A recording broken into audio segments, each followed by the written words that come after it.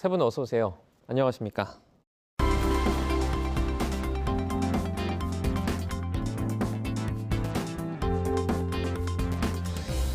뉴스 리뷰 Y 시작해봅니다. 먼저 김은정 시청자 평가원이 가져오신 오늘의 주제부터 들어봅니다. 바야흐로 미디어 콘텐츠 홍수 시대입니다.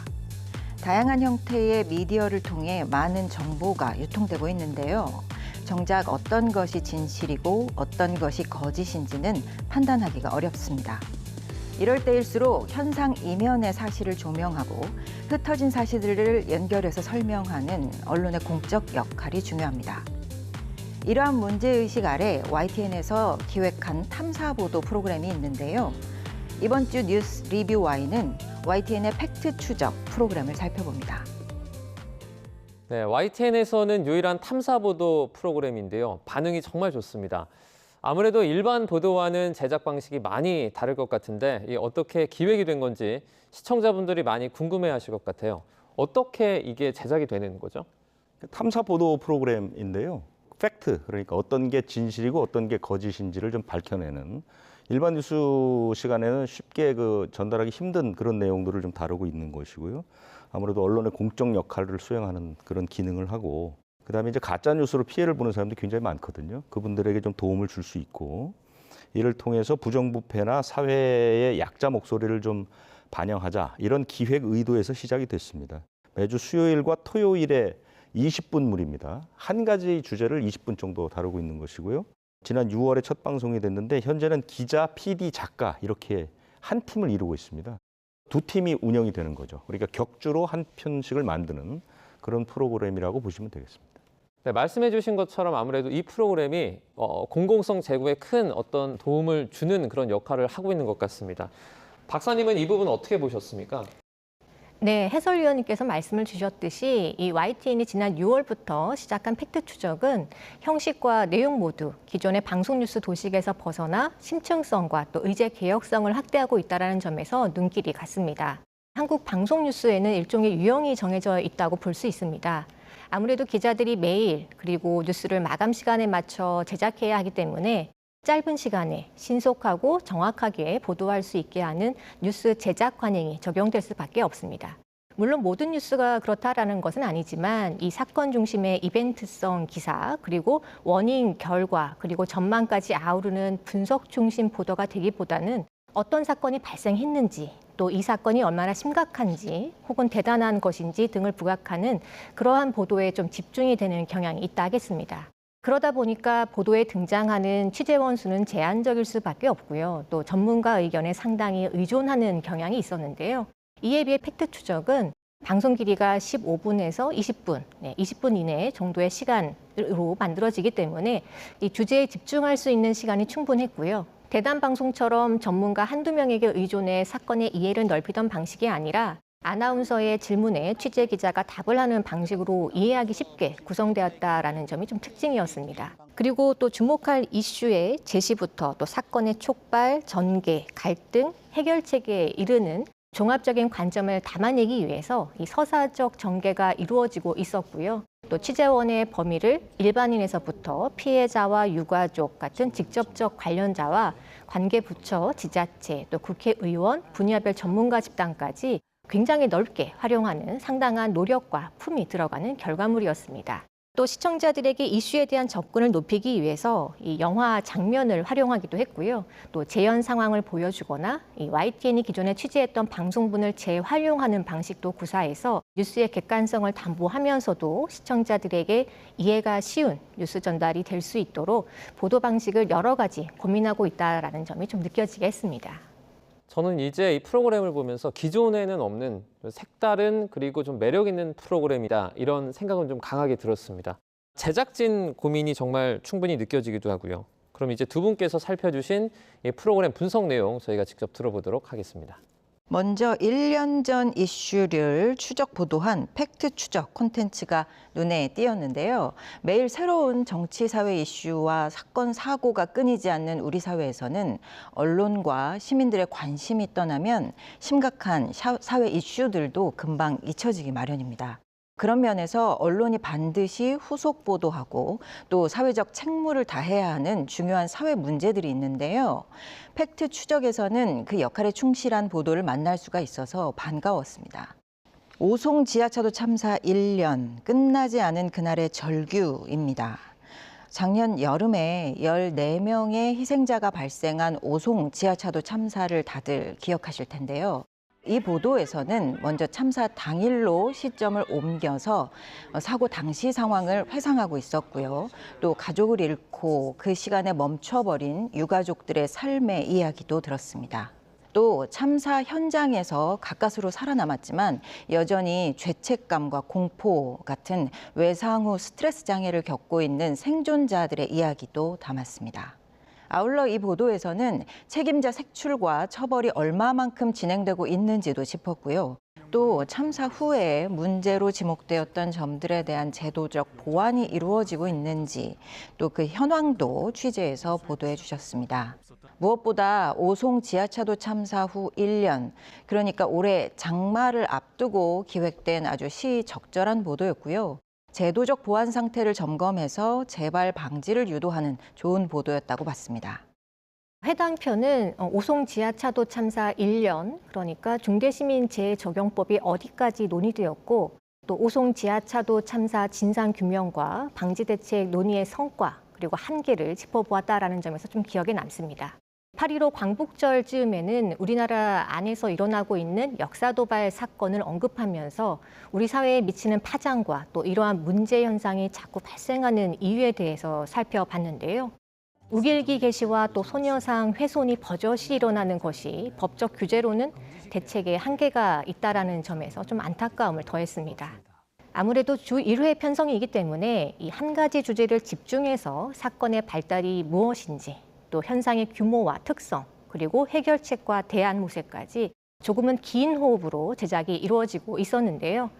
이 역사성과 시의성을 고려한 아이템을 선정하고 또 고민하고 있다는 생각이 들게 했습니다.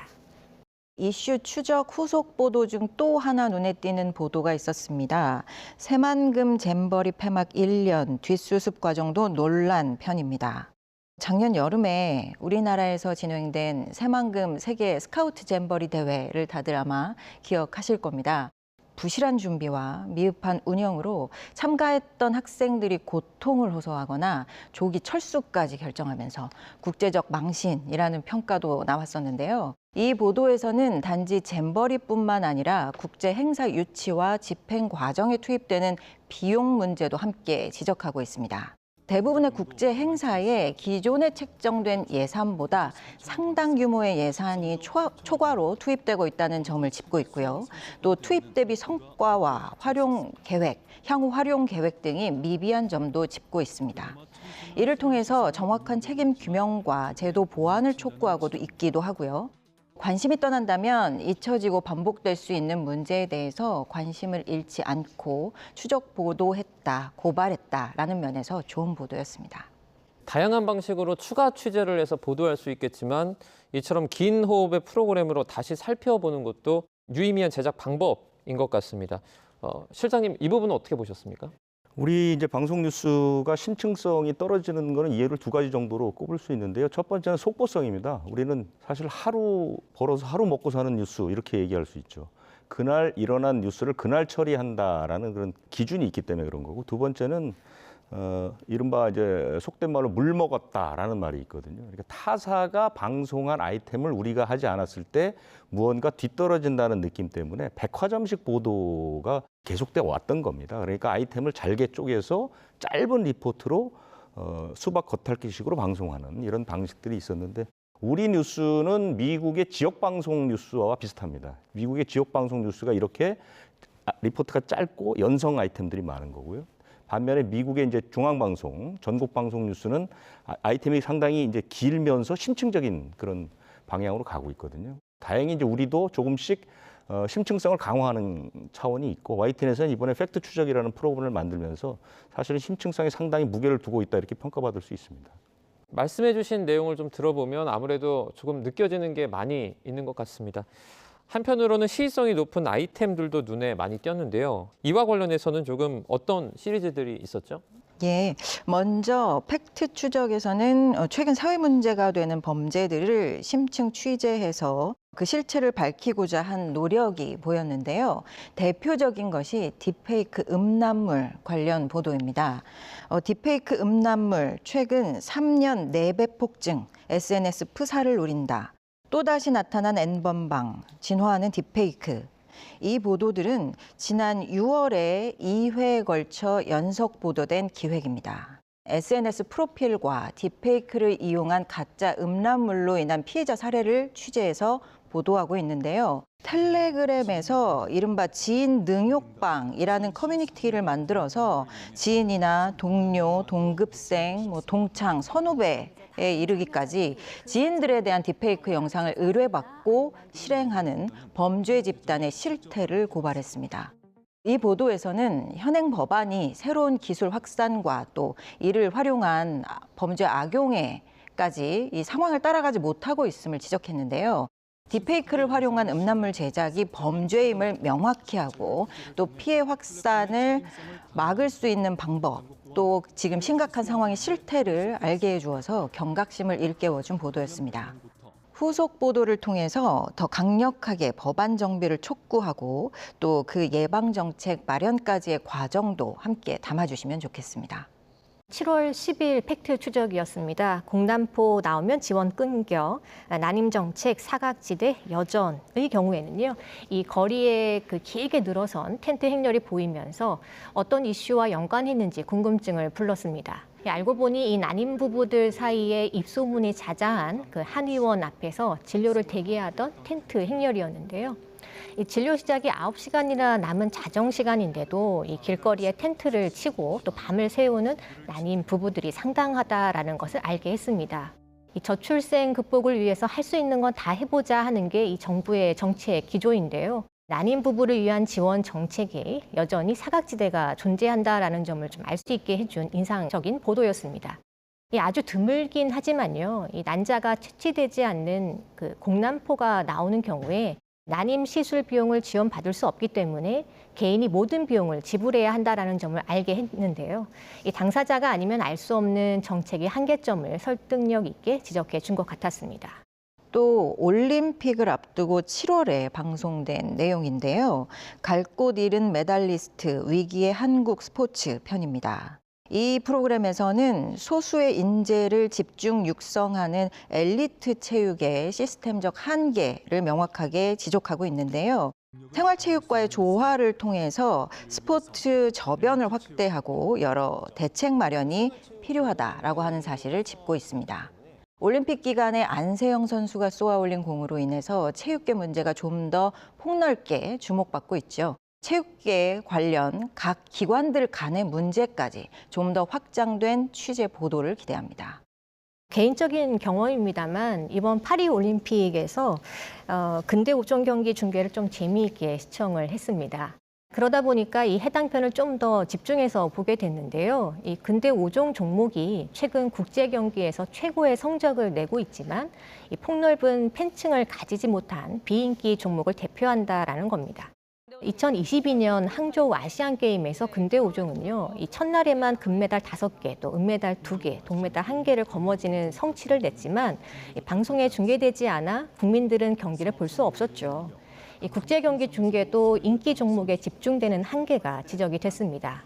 중계도 그렇지만 이 체육계 전반에 소수의 엘리트 선수를 육성하는 한국 스포츠 현실이 바뀔 때가 되었음을 공감하게 했는데요. 비인기 종목으로 갈수록 학교 운동부 수도 적고 또 실업계 팀도 많지 않습니다. 이 스포츠 저변을 확대할 수 있도록 엘리트 체육 시스템과 또 생활체육의 조화가 필요하다라는 내용이 설득력 있게 다가왔습니다. 또 재발 방지를 위한 제도 개혁을 촉구하는 내용 중 하나로 특별히 주목했던 편이 최근 가장 핫한 이슈 중 하나인 국민연금제도 개편 관련 보도였습니다. 31년 뒤면 곧간 바닥, 기로에 선 연금 개혁. 이 보도에서는 지난 17년 동안 표류한 연금 개혁에 대한 여러 의견을 담았습니다. 윤석열 대통령은 취임 초기에 더 이상 연금 개혁을 미룰 수 없음을 밝히고 개혁안을 추진할 것을 선언했는데요. 이번 연금 개혁을 다룬 팩트 추적에서는 가장 눈에 띈 것이 바로 연령대별 시민 패널을 선정해서 진행한 화상 토론이었습니다. 이 프로그램에서는 10대부터 60대까지 연령대별 1명씩을 패널로 화상 토론을 진행했는데요. 크게 모수개혁과 구조개혁으로 개혁 방향을 구분하고 세대별 패널의 의견을 들었습니다. 의견이 충돌하는 사안에 대해서 화상 토론을 기획해서 의견을 경청한 점이 특히 신선하게 다가왔습니다. 물론 연령대별 패널들이 각 세대에 대한 대표성을 갖기는 어려울 텐데요. 진행상에서 마치 각 세대 대표 의견인 것처럼 표현이 되어서 좀 아쉬운 부분도 있었습니다. 이 보도에서는 관련 연구 보고서 검토와 해외 사례 소개를 통해서 해법에 접근하려고 시도하고도 있는데요. 대환과 해법 모색으로는 다소 부족해 보였습니다. 짧은 시간 안에 많은 사안을 다루다 보니 나타날 수밖에 없는 문제라고 생각하는데요. 이 이슈는 앞으로도 한동안 사회적 논의와 통합이 필요한 문제인 만큼 후속 보도 기획을 통해서 아쉬웠던 부분들을 보완해 주시면 좋겠습니다. 시의성이 높은 주제를 두고서 제도 미비 같은 그 한계점을 지적하는 팩트 추정만의 어떤 구성을 저희가 들여다볼 수 있었던 것 같습니다. 이제 이 프로그램이 잘 자리를 잡으면 좋겠다라는 생각도 절로 드는 것 같고요. 실장님이 보시기에는 어떤 부분이 더 보완이 돼야 된다 생각하십니까? 팩트 추적은 결국 이제 진실과 거짓을 가려내는 데 초점을 맞추는 방향으로 가야 될 것이라고 보고요. 이와 관련해서 최근에 조금 충격적인 소식이 하나 있는데요. 우리나라에서 이제 팩트를 체크하는 공적 기관으로 서울대 팩트 체크 센터라는 게 있었습니다. 지난 2017년에 문을 열었고요. 32개 언론사가 제휴를 맺고 지금까지 한 5천 건 정도 팩트를 가려내는 작업을 했는데 최근에 문을 닫았습니다. 왜 문을 닫았냐면 정당 쪽에서 편향됐다라는 그런 주장을 했고, 이 서울대 팩트체크센터는 네이버에서 재정 지원을 받았는데 네이버가 재정 지원을 끊어버렸습니다. 저희들한테 시사하는 바가 매우 많죠. 그만큼 참과 거짓을 가려내는 작업이 쉽지는 않을 것이다. 그러니까 우리 YTN의 팩트체크 프로그램도 이제 곧 맞부딪힐 수 있는, 왜냐하면 언론사의 팩트체크 작업은 대개 그 나라의 현상, 문화, 현황과 밀접합니다. 예를 들어서 미국이나 영국은 정치 행위자들을 공격하는 당파적 허위 정보를 가짜 뉴스로 규정하고 이 부분을 집중적으로 파헤칩니다. 독일이나 오스트리아는 이민자를 대상으로 한 선정적인 이야기를 집중적으로 파헤칩니다. 그만큼 그 사회의 현상과 밀접해 있다는 것이죠. 그래서 YTN도 이 부분을 슬기롭게, 그다음에 정통적으로 참과 진실을 가려내는 작업에 좀 더 매진해야 된다. 이것이 하루빨리 자리 잡는 방법이다. 이렇게 생각합니다. 그럼 오늘 뉴스 리뷰 Y 내용 정리해 보도록 하겠습니다. 이것만은 꼭 시간인데요. 평가원님부터 한 줄 평 부탁드립니다. 팩트 추적, YTN을 대표하는 탐사보도 프로그램으로 자리 잡길. 인터넷과 SNS가 확산되고 각종 미디어 기술이 발달하면서 누구나 정보를 생산하고 유통할 수 있는 환경이 열렸습니다. 앞다투어 쏟아지는 정보의 홍수 속에서 기존 언론들도 여기 휩쓸려서 속보 경쟁에 뛰어드는 경우를 많이 접하게 되는데요. 사실을 추적, 검증하고 소외된 목소리와 부조리를 발굴하겠다는 팩트 추적의 등장이 그래서 더 반갑습니다. 팩트 추적이 취지를 잃지 않으면서도 새로운 시도와 보완을 거듭해서 보도 전문 채널로서 YTN의 가치를 증명할 수 있기를 응원합니다. 네, 이번에는 김수정 박사님의 한 줄 평도 들어보겠습니다. 다양한 취재 방식과 보도 형식으로 보도의 질 높여주길. 팩트 추적은 취재 방식과 또 보도 형식 여러 면에서 다양한 실험을 하고 있습니다. 앞으로도 당사자의 목소리를 직접 듣기 위한 노력과 또 법과 제도의 사각지대를 해소하기 위한 문제 제기와 대안 모색을 종합적이고 심층적으로 접근해 주시길 바랍니다. 효율성이나 비용 면에서 보면 부담되는 형식임은 부인하기 어렵습니다. 하지만 이슈에 대한 종합적이고 깊이 있는 이해를 돕기 위해 팩트 추적과 같은 긴 길이의 보도도 필요해 보입니다. 다양한 취재 방식과 또 보도 형식을 적용해서 보도의 질이 높아진 팩트 추적을 꾸준하게 볼 수 있기를 바라겠습니다. 네, 오늘도 다양하고 소중한 목소리들 들어봤습니다. 뉴스 리뷰 Y 순서는 여기서 마치도록 하겠습니다. 세 분 오늘 말씀 잘 들었습니다. 고맙습니다.